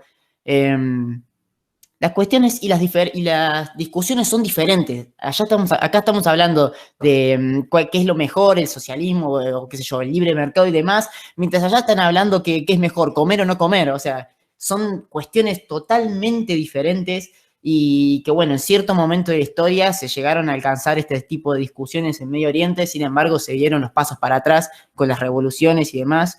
Y bueno, recordemos que Medio Oriente también se encuentra muy, muy, muy aislado de lo que vendría a ser la esfera de influencia occidental. En Medio Oriente no saben cómo se vive en Europa, no tienen ni idea las personas. Las personas que están montadas en un camello en el medio del desierto no tienen ni idea cómo se vive en Europa y qué es un auto, no saben directamente. Acá en Latinoamérica es diferente porque tenemos como países desarrollados mucho más cercanos a lo que vendría a ser lo nuestro. Y más allá de que existen ciertos puntos, no existen lugares tan aislados como ocurre en Medio Oriente. La mitad de Arabia Saudita por ejemplo, del Golfo Pérsico y la península saudí y demás, son puro desierto y no hay nada ahí, no hay nada. Con suerte hay personas, o sea, es en serio cuando se dice que no hay nada. Entonces, es como para analizar desde diferentes puntos porque no se puede analizar una discusión ideológica con una discusión de realmente saber si va a haber un mañana. Eso es lo que pasa en Medio Oriente, básicamente. No tienen ni idea, entonces, como este tipo de discusiones no se pueden llevar ahí. Un tema que también me gusta mucho tratar en todos los temas, me parece que es importante hablar sobre los medios de comunicación y el rol que juegan. Me parece que siempre está bueno al finalizar de un tema hablar sobre esto y decir, a ver, qué es lo que hacen los medios de comunicación para que nosotros tengamos cierta perspectiva de lo que está pasando, porque, como decía Lauti, es algo que queda completamente lejos, que no tenemos ni idea y que siempre terminamos recayendo en América y en nuestras cosas, porque, bueno, es difícil caer en cuenta de qué es lo que pasa ahí. Y, por ejemplo, en Siria, un grupo terrorista, bueno, tomó Damasco, que es una ciudad muy grande. Lo tomó por creo que algo así de 3 meses más o menos, y en ningún canal de televisión salió, no hay ninguna noticia ni nada sobre esto, solamente es de gente que salió a hablar y a contar lo que había pasado. Y bueno, ahí también se juega el rol, también hay acusaciones de que, bueno, por ejemplo, en Siria, la gente salía a hablar a favor del presidente y con carteles a favor del presidente, y que bueno, como está en árabe uno no sabe, y decían que estaban en contra. Bueno, o sea, obviamente nosotros no sabemos si estaban hablando a favor o en contra, pero existen muchas discusiones con respecto a eso. Y bueno, los medios de comunicación claramente son como el cuarto poder y son quienes forjan de alguna manera nuestra opinión, porque bueno, es lo que vemos. Y más en cuestiones de este estilo, porque si fueran cosas de acá, por ejemplo, en nuestro país, nosotros vemos la realidad y la estamos viviendo y capaz que no le creemos tanto a los medios de comunicación. Pero en cuestiones tan lejanas, es la única fuente de información que nosotros podemos tener. Entonces, nada, quería preguntarle a ustedes qué es lo que opinan sobre esto. Me gustaría destacar algo que dijo Benja, importante que, si bien como vos decís bien, Lucy, la importancia de los medios de comunicación, cada vez más está evolucionando los medios de comunicación a nosotros mismos. ¿Con qué me refiero? Con las redes sociales, como bien destacaba Benja. Todo esto de la Big Data, y que parece algo lejano, y que lo de Cambridge Analytica y todo, es algo que está en el día a día nuestro constantemente. O sea, es un tema que a mí me interesa mucho particularmente, de que es muy importante tenerlo en cuenta, de que esto no es solamente de política, del Brexit y todo eso. Y tampoco es a lo mejor, como se puede llegar a pensar, un plan maquiavélico que tiene un político para manipularte a vos en tu opinión política. Sino el simple hecho de que Twitter quiere que sigas usando Twitter, entonces te muestra cosas que son afines a tu ideología política. Simplemente eso. Entonces, como las redes sociales hoy en día forman un peso mucho más importante, yo creo que hasta más importante que los medios de comunicación, hoy en día en la opinión de cada uno. Porque nos vemos encerrados en nuestra propia burbuja de ideología, que es lo que nos muestran las redes sociales. Porque aprenden de nosotros y nos muestran lo que a nosotros nos gusta para que nos quedemos en las redes, para que no nos sintamos mal y no nos querramos ir. Entonces, Perdón. va más allá de un factor de conspiranoia, poner que también existe Cambridge Analytica y se le pagó y se hicieron campañas políticas y todo. Pero más importante aún es el tema de las redes cómo funcionan de base. O sea, más allá de todas las demás conspiraciones, la base de las redes sociales está formada para un estancamiento en tu forma de pensar. En tu forma de pensar, en las cosas que te gustan, en lo que sea. Fíjense, hagan el experimento, entren a sus redes y fíjense que lo más probable es que todo lo que se encuentren sean cosas afines a sus pensamientos, las cosas que les gustan. Esa parte a mí como creo que es la que más me interesa y creo que esta región tan conflictiva creo que es como lo que más saca esos temas a relucir. ¿No? En la ambigüedad de la moralidad que se puede llegar a vivir en el caso de cuando estamos pensando en términos tan fríos como puede ser mercado, como puede ser economía, como puede ser la venta o no del petróleo, y también hay como un componente moral que está jugando y está por detrás, que es muy importante, que la cual, por ejemplo, muchos medios también se aprovechan de ello. Por ejemplo, el caso sirio, creo que acá en Occidente no nos importaba a nadie hasta que no aparece un nenito muerto de miles en medio de una costa, pero claro, este como tiene un aspecto un poco más occidental, bueno, es alguien con los que nos podemos identificar y ahora el problema existe. Y no solamente con esa negligencia que tenemos muchas personas a lo mejor de ignorar o no prestar la suficiente atención a este tipo de problemas, sino también en cómo muchas veces solemos antagonizar la situación, como que hay un grupo de buenos y hay un grupo de malos, cuando realmente la situación que se vive en Medio Oriente es tan compleja y se puede ver de tantas maneras diferentes, que realmente creo que esto no se puede arreglar ni en una charla como la que tuvimos hoy, ni en 10, porque tiene como un componente moral, de ética tan de fondo, que es, a mi entender, irresoluble. El caso de Israel con Palestina es muy fácil, a lo mejor para mí, por mi lineamiento político, decir, bueno, Israel es todo ilegítimo y realmente lo que están cometiendo es un genocidio, lo cual puedo sustentar con algún tipo de base real. Pero al mismo tiempo, si tomo un enfoque un poco más histórico, si veo la problemática de otro panorama, puedo llegar a tener otra conclusión totalmente diferente hacia la misma problemática. Y ojo con esos temas, por ejemplo, de difusión y demás, eso que vos decías, Vale, me parece muy importante y que justamente demuestra uno de los puntos claros que por ahí nos hace dudar de todo, básicamente. Ocurrió un caso hace varios años en el cual se mostraba a una nena siria y se veía la misma nena siria en diferentes imágenes, de diferentes días, de diferentes ataques terroristas, con exactamente la misma ropa. Entonces, vos te pones a preguntar, únicamente la manipulación de información existe dentro de Medio Oriente, pero también esa misma manipulación de Medio Oriente es traída hacia Occidente muchas veces. Y este tipo de cosas ocurren y es súper común y hay 500.000 millones de ejemplos con respecto a la manipulación de datos o las fake news que muchas veces, por ejemplo, presidentes como Trump apuntan. Me parece que mucho del impacto que nosotros tenemos con respecto a Medio Oriente y muchas de las cosas que nosotros vemos y decimos no puede ser así, es porque también alguien se ocupó de construir ese sentimiento y que nosotros tengamos ese sentimiento. Es como muy, muy loco, la verdad. Disculpe que te interrumpa, Lauti, me parece que deberíamos tomar lista ahora antes de olvidarnos después. Así que les explico cómo va a ser la modalidad para tomar lista, espero que todos presten atención. Yo voy a nombrarlos y ustedes ponen solamente un punto en el chat, cosa de yo poder ver quiénes vinieron y anotarlos, ¿sí? Así que ahora empiezo a tomar lista. Acuña Ana Belén. Altamirano Agustina. Bazán Cabrera Ayelén. Becerra Emiliano. Buena Cosa Lucila.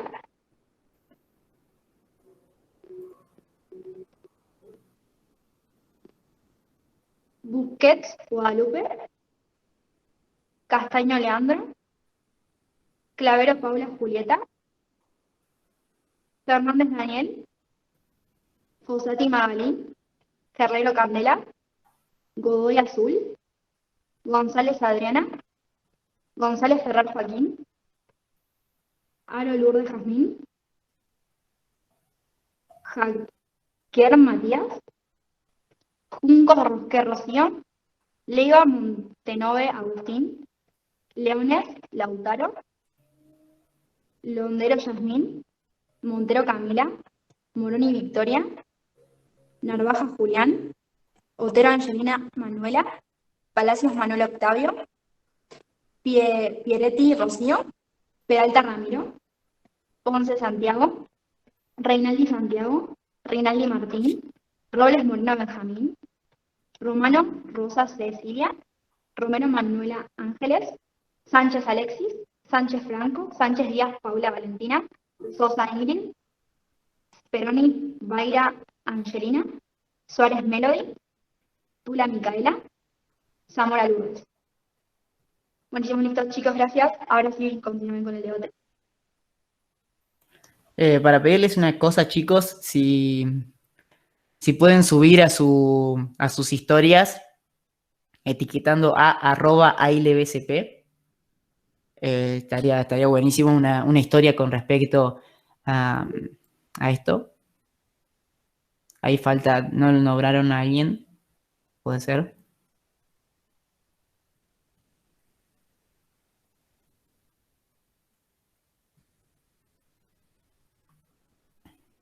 Ahí ya me fijo, ahí lo anoto, no hay drama.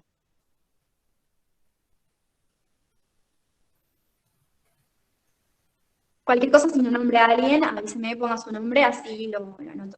Ahí Mati Joaquier puso Jaquier Cristian Niño Bulla y luego una cosa que no había puesto el puntito.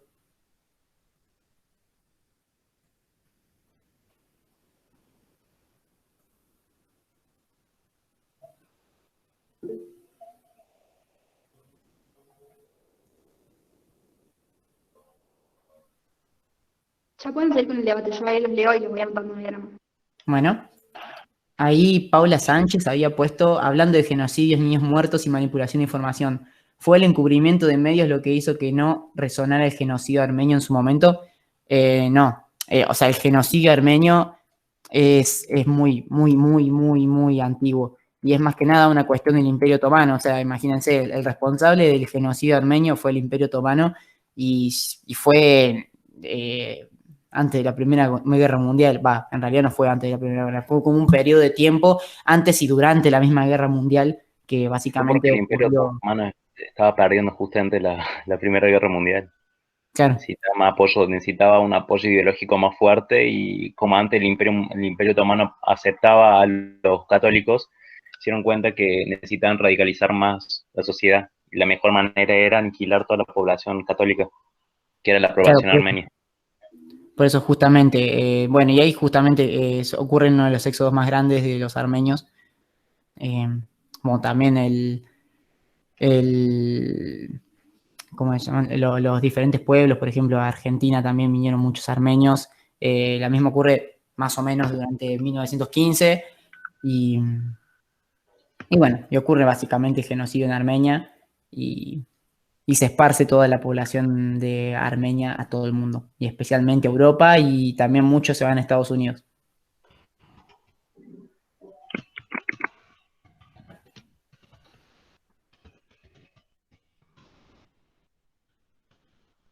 Me gustaría añadir a lo que estábamos hablando de los medios, y más que creo que está especialmente relacionado con esto de Medio Oriente, y ya mi último aporte, que tengamos en cuenta, desde mi punto de vista, de que los blancos y negros prácticamente no existen, en lo que, más que nada en política internacional. Y es algo que se intenta remarcar mucho en medios de comunicación y redes sociales, como que siempre se ve marcado esto de este es el hijo de puta, este es el bueno. Y que tratemos de alejarnos de esa idea. Generalmente, en el 99,9% de los casos, son todos grises. Onda, nadie es bueno, nadie es malo. No estoy hablando de grupos terroristas y nada por el estilo, ¿no? Son los casos obvios. Pero siempre tratemos de alejarnos cuando estemos viendo una opinión, un análisis o algo, y se recaiga mucho en el uso de los extremos, de tener cuidado con ese tipo de análisis, porque prácticamente seguro no es así la situación. O hay otra manera de verlo que te puede llevar a una conclusión totalmente distinta, como bien dijo Ale. Tratar de alejarnos de esa idea polarizada del mundo, porque es irreal, prácticamente.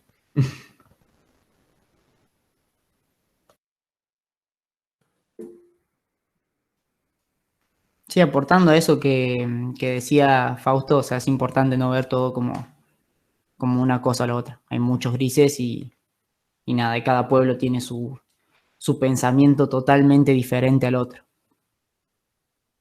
A ver, ahí dice, hablando de la manipulación de la información es una cuestión completamente dada por parte de los estados, debido a que ellos modifican dicha información para que los demás países del mundo o inclusive la misma sociedad del país vean y se enteren lo que ellos quieren que sepan, por así decirlo. Sí, o sea, una de las bases de una sociedad libre es básicamente la libertad de expresión y la diversidad de opiniones, la diversidad periodística y demás. Lo que pasa mucho en estos países es que al ser de corte de ideología socialista o donde tienen los medios de producción, como también obviamente los medios de difusión y comunicación y demás centralizados dentro del gobierno, lo que ocurre es que la voz que se escucha es únicamente la del gobierno.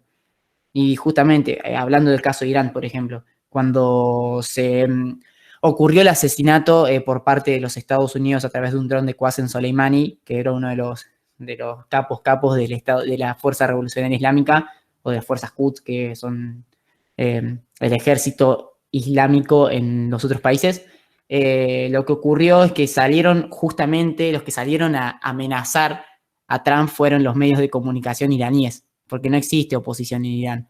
O sea, no existen medios de comunicación que, por ejemplo, critiquen al gobierno. Y una de las bases para tener libertad es que justamente existan periódicos y existan periódicos que muestren el poder del Estado frente al individuo. Y acá no pasó. Y no pasa en Medio Oriente, básicamente. O Estados Unidos controla las redes sociales para justificar su presencia en Medio Oriente. Sí, puede ser. Actualmente las redes sociales están muy controladas porque dentro del espectro político de Estados Unidos tenemos los republicanos, o sea, existen otros. O sea, los liberales que se conocen, o sea, acá liberales se conocen a los liberales de toda la vida, pero en Estados Unidos se los conoce liberales a los demócratas, que vendrían a ser más como una especie de socialdemócratas, como unas personas más de izquierda que de derecha. Y también tenemos a los republicanos. Bueno, las redes sociales, por ejemplo, como Twitter, están básicamente gobernadas por personas que tienen pensamientos más inclinados hacia los demócratas, los sociales demócratas, los liberales de allá, que no son liberales en definitiva, si vamos a la definición austríaca de lo que vendría a ser un liberal. Ahí viendo las cosas que ponen, vi algo que puso Cande, que dijo que bueno, es completamente por parte de los estados, y también se puede ver, o sea, me parece que tiene, o sea, se puede analizar de diferentes puntos, porque primero que nada, por ejemplo, en Estados Unidos no hay un solo medio que hable a favor de Trump, y Trump es gobierno. Entonces, no solamente me parece que recae en los estados, sino que depende mucho también el país y cómo se llevan a cabo sus políticas dentro de los medios de comunicación. Acá en Argentina me parece que sí es lo que pasa, porque bueno, la mayor parte de los medios de comunicación están siendo subsidiados por parte del Estado, pero me parece que no es el caso de todos los países, pero creo que sí de la gran mayoría. No sé qué piensas de esto.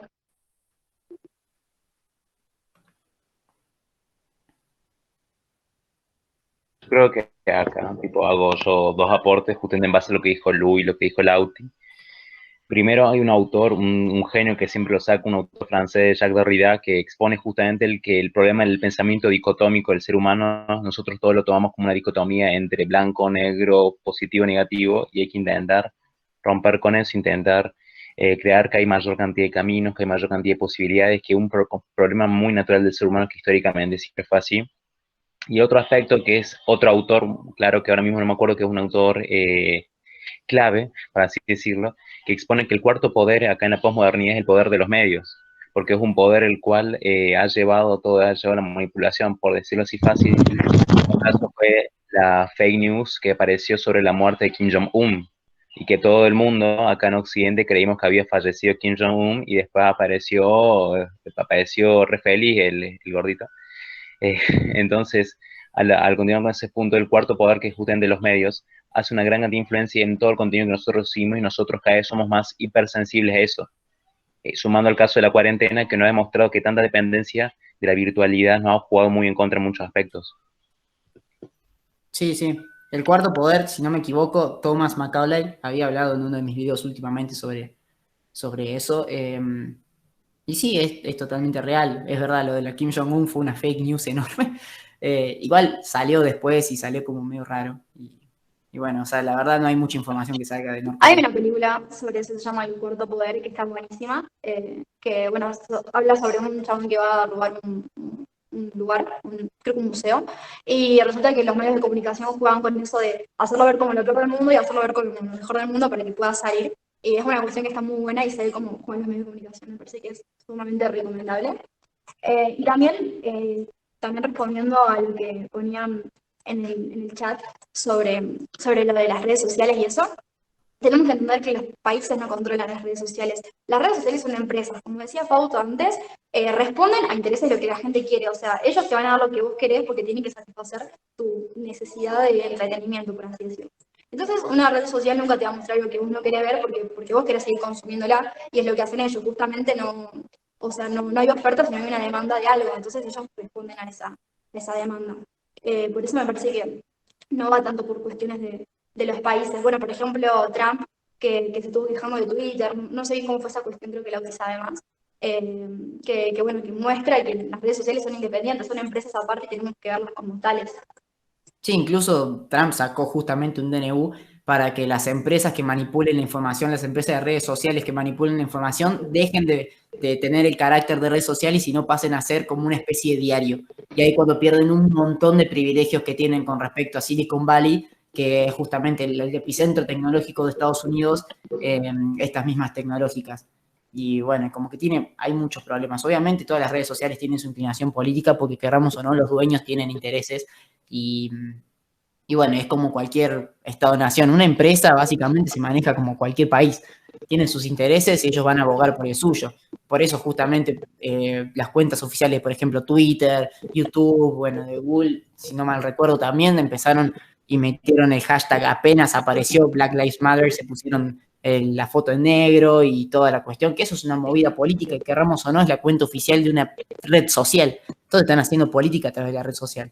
Entonces es como es complejo de analizar y es difícil saber si no conocemos bien cuáles son los trasfondos y no conocemos a los dueños y las intenciones de los dueños. Es complicado. Con lo que veo ahí que pusieron sobre que la gente también es selectiva en qué es lo que quiere creer. Con respecto a esto, en los estudios de la comunicación, hay varias escuelas. Por ejemplo, está la escuela de Frankfurt, que es una escuela que analiza básicamente la comunicación y eso, y tiene una mirada como apocalíptica, por eso se divide. Y ahí habla sobre que los medios de comunicación en realidad como te lavan el cerebro y un montón de cosas así, cuando también está la escuela de Birmingham, no sé cómo se dice, que plantea justamente lo contrario, el medio de comunicación como una herramienta para que nos informemos, y también hay quienes lo ven como una herramienta de peso político para estar en contra del gobierno, o sea, porque cuando surgen los medios de comunicación, por ejemplo el diario fue el primero que surgió, eran gente reunida en bares que se sentaba a quejarse de las cosas que pasaban en el gobierno, o sea, surgen en Francia, cuando se termina la monarquía en Francia, los que antes eran monarcas y allegados al mismo, se juntaban a decir, bueno, por si el gobierno hace mal esto, y lo otro, se juntaban a hacer un panfleto y lo publicaban como para que la gente diga, no, si está mal, entonces se quejen. O sea, los medios comenzaron como esto, como una contra, como el peso de la gente en contra del gobierno, y bueno, veamos el caso de que hay lugares donde justamente pasa todo lo contrario. Tenemos el caso de Irán, que los medios de comunicación están manejados por el gobierno, y también el caso mundial, como por ejemplo Estados Unidos. En la Revolución Rusa, los primeros que tomó Lenin, los primeros con los que se alió Lenin en las diferentes revoluciones, fue con los medios de comunicación. Lo primero que tomó, el que controla los medios de comunicación controla la opinión pública. Ya está. También en Argentina, o sea, en Argentina la primera transmisión de televisión fue un discurso de Perón, por ejemplo. Y el primer diario de Argentina creo que era de Roca, o sea, siempre fue con fines políticos, una vez que se salió de su principio. O sea, una vez que terminó ya la gente se dio cuenta que lo podía aprovechar como estrategia política. Pero sí, exactamente, o sea, son importantísimos los medios de comunicación para la gente. El cuarto poder, en definitiva, es eso. Yo quería decir algo, me parece que con lo que se decía de que es selectiva a las personas con lo que quiere creer, según lo que los medios de comunicación muestran, me parece que es bastante obvio que va a ser selectiva, debido a que depende de muchos factores, como por ejemplo la ideología de cada uno, y no creo que una persona que tenga una ideología completamente contraria a la que el medio de comunicación está mostrando quiera ver o escuchar o leer esa información que se está transmitiendo. Yo creo que tenés razón, pero también hay que analizar el medio y cómo muestran la información, porque, por ejemplo, o sea, si vos hablas de comunicar, todo es subjetivo debido a que cualquier palabra que usen es parte de la ideología de la persona que está hablando. La escena que te muestren, cómo te pintan la historia, cambia. Por ejemplo, si vos elegís una marcha y pones, no sé, una foto donde se ve toda la gente o una foto donde están golpeando algo, ahí va a cambiar. Entonces me parece que tienen una jugada mucho más como como discreta, por así decirlo. Obviamente hay canales que obviamente te das cuenta de qué es lo que piensan, y si vos pensás diferente, chau. Pero hay que estar muy atentos a esos detalles, porque si bien hay gente que se da cuenta, hay gente que no, y me parece que también es algo de la generación, por así decirlo, porque me parece que ahora la mayoría nos damos cuenta a qué apela cada medio y eso. Pero que la gente grande, no sé si les pasa, pero cuando yo a mi abuela que ve algo en la tele y piensa que es real, no se pone a pensar dos veces. O sea, también hay que ver que las nuevas generaciones van aprendiendo todas esas cosas y que con las viejas no pudimos hacer mucho. Algo Tipo un que, ejemplo en relación, no, de habla vos, Fausto, no sé qué quiere decir. no, cortito, de que algo que, con respecto a lo que decía Candela, de que para mí algo importante con eso que dice, sí, es verdad, una persona, por ejemplo, más afín a la ideología de C5N, mira TN y no le va a interesar nada de lo que dice y nunca va a cambiar de opinión. Pero, para mí, y el factor más importante de los medios y las redes, no es el de convencer, al contrario, es el de reafirmar la postura del que ya lo tiene. Va en eso, en de encerrarte en tu ideología y aislarte de lo que vendría a ser de las demás. Ese es el papel más fuerte que tienen hoy para mí las redes y los medios de comunicación en general. A alguien del otro lado no los vas a convencer nunca, pero tenés que agarrar y tratar de captar a los que están más titubeantes, por así decirlo, en la franja del medio, y llevar a esa gente, llevarla para tu lado y mantenerla dentro de esa ideología y encapsularlo cada vez más, y las redes y todos los medios cada vez te encapsulan más en esa burbuja ideológica. Por eso es importante ser consciente de eso y tratar de evitarlo, uno mismo. Yo creo que justamente lo que con decía Fausto ahí quería sacar el punto, por un caso así reciente, que es por dar un ejemplo, que fue el banderazo, que hubo hace poco, que de un lado uno veía C5N y te decía, le dan el micrófono a gente que decía somos terraplanistas, antivacunas o similar, y te iban de ese lado y te decían estos están en contra del presidente, y de otro lado uno iba a TN y te decían gente que defiende la república. Entonces es ver justamente cómo al reforzar esta postura también manejan la información, la manipulan la información para convencer a un sector. Pero hay un aspecto que creo que Fausto no dijo, que aunque hay, como podríamos decir, dos veredas, hay gente que está en el medio.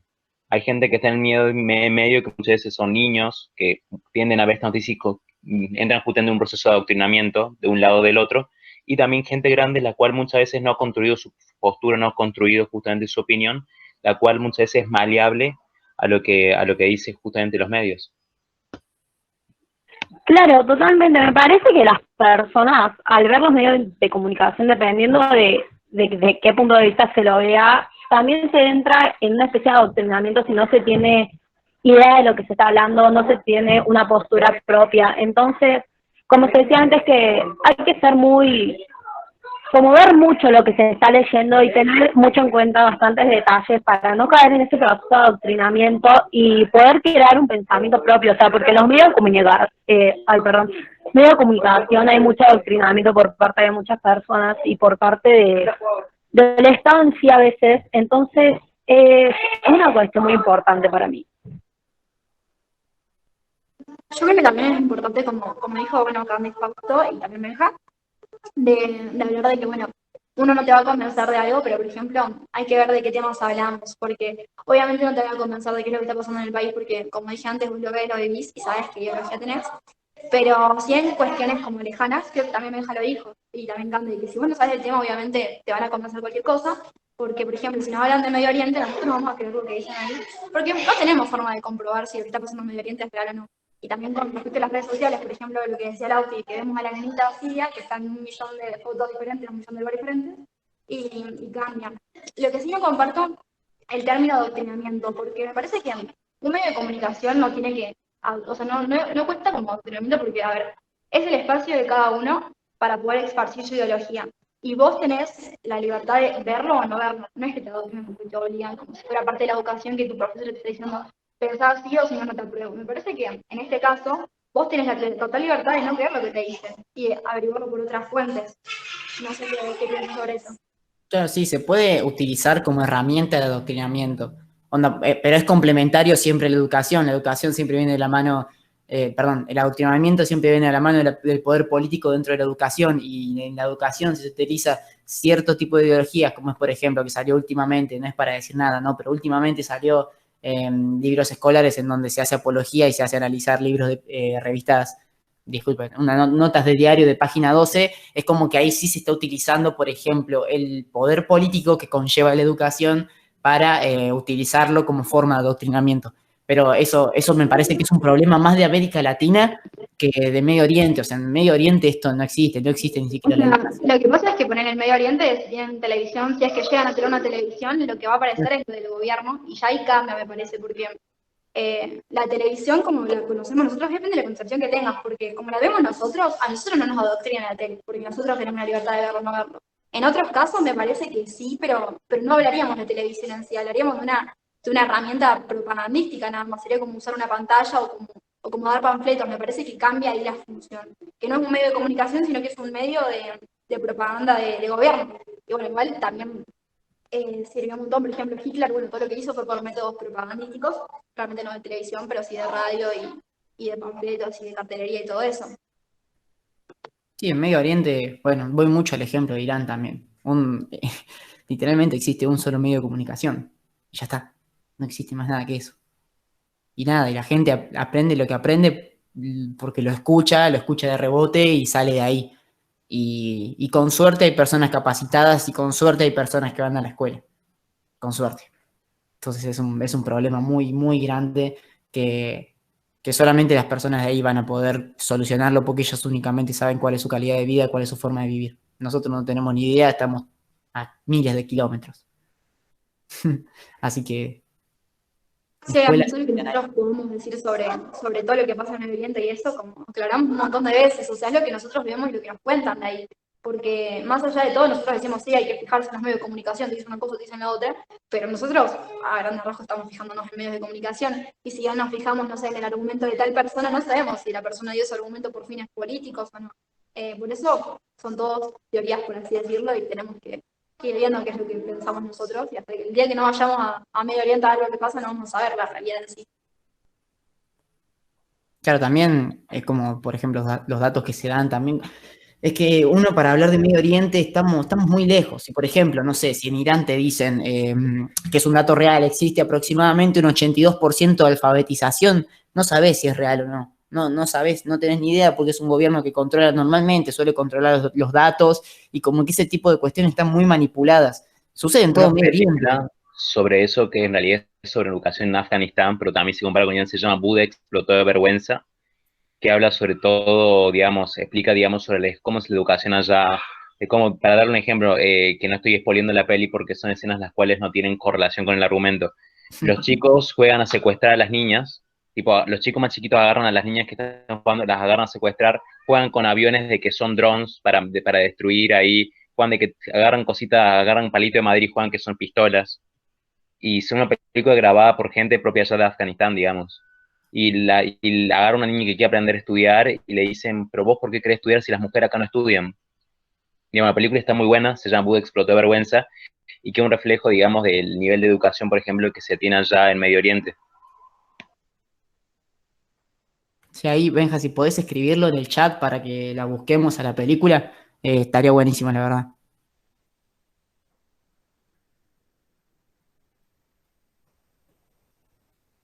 También viendo lo que dice Anza de la película esa, me acordé de ponerle la vida de ella y pensar como la forma en la que pintan el nazismo y cómo termina, o sea, al final de la película, no sé si la vieron, es muy vieja, así que te voy a spoiler, pero al final de la película aparecen las tropas estadounidenses salvando todo y qué sé yo, cuando, bueno, Estados Unidos tampoco jugó un papel muy importante así, pero estuvo al final de la guerra también metida ahí, o sea, no fue como para tanto, me parece, ¿no? Y como que les hace ver como los ganadores, o sea, si vos le preguntás a alguien, le vas a preguntar quién ganó la Segunda Guerra Mundial y te va a decir Estados Unidos. Y si bien sí fue parte de los ganadores, no fue el ganador en sí. O sea, también Claro, es Estados Unidos solamente la terminó, dio el golpe final al Imperio japonés, o sea, no. En realidad no la participó. estuvo en Japón. Obviamente sí ayudó a liberar campos de concentración, eso sí es una realidad. Pero no fue el ganador de la guerra. O sea, El día Z es un día patrio de Estados Unidos. Y la mayoría de, de tropas que fueron ahí no son estadounidenses, la mayoría son europeas. Sobre el caso de Japón, otra película para recomendar que es muy interesante, posta, que refleja otra mirada es Diario de una Geisha. No sé si alguna vez la vieron, que es justamente una película que habla sobre una vida de una joven niña, una geisha, justamente en lo que aún sigue siendo el imperio japonés. Y después cómo transcurre, cómo enfrenta, digamos, un artista la situación de la Segunda Guerra Mundial y después la victoria de Estados Unidos. Y para la mujer en su diario expresa justamente que los estadounidenses se burlaron de la cultura japonesa y la geisha, de pasar a ser una artista, pasa a ser una prostituta. Sí, sí. Entonces, digamos, por ejemplo, ver ese tipo de películas, que para mí me pareció muy buena porque está basada justamente en algunos, está por supuesto, está basada en hechos reales, está basada en un texto, es muy interesante para hacer otra mirada, por ejemplo, de cómo sintieron algunos japoneses la intervención y la llegada de Estados Unidos. Sí, exactamente. Para los que no sepan, una geisha es como son las mujeres esas que están todas pintadas de blanca la cara, que tienen como objetivo entretener y demás cuestiones. Son esas. Y está buena esa peli, no la vi nunca. La vida de una geisha, ¿no? Se llama, si no me equivoco, Diario de Vida de una Geisha, que es muy bueno porque comienza de que ella es pequeña, que ella de la nada era una huérfana, entra como estudiante para ser geisha y después con los años como se transforma en una geisha de adulto vuelo y después como ella ve la caída justamente, ella dice la caída de la cultura japonesa a mano de Estados Unidos, que es muy agresivo como lo indica ella, pero ella lo siente así. Sí, sí, está bueno para conocer diferentes realidades. Bueno, chicos, ya vamos terminando con la charla. Parece que estuvo muy buena. Hablamos bastante, tuvimos todos mucha participación. Quería agradecerles a todos por, por haberse quedado y haber compartido con nosotros este momento. Estamos muy agradecidos desde AILE en general, muy agradecidos por toda la participación, por haber venido básicamente y haberse puesto en el papel de aprender y ver un poco más allá y conocer un poco más nuestro mundo. Uno de los objetivos que tenemos dentro de nuestra asociación es empezar a hacer que las personas conozcan más el mundo en el que rodean para así empezar a generar un pensamiento crítico dentro de ellos y no únicamente quedarse encerrado en la esfera personal de lo que es el pensamiento propio, sino también en la esfera más lejana, en los lugares donde uno por ahí nunca en su vida podría llegar a imaginarse conocer sobre, como es por ejemplo Medio Oriente. Y con Lucila queremos también agradecerles por haber estado toda esa charla y habernos escuchado y habernos dado su tiempo. La verdad que sí, muchas gracias. Todos se comportaron muy bien, participaron un montón y fue muy lindo. Así que nada, cualquier duda que ustedes tengan o lo que sea, nos hablan por Instagram y nosotros vamos a responderles, no hay problema. Como que se quedaron con algo, nos pueden hablar, no hay problema. Bueno, espero que les haya gustado y espero que participen en el próximo módulo también. Muchas gracias, chicos. Así que bueno, ya vamos terminando y nos vemos en el próximo módulo.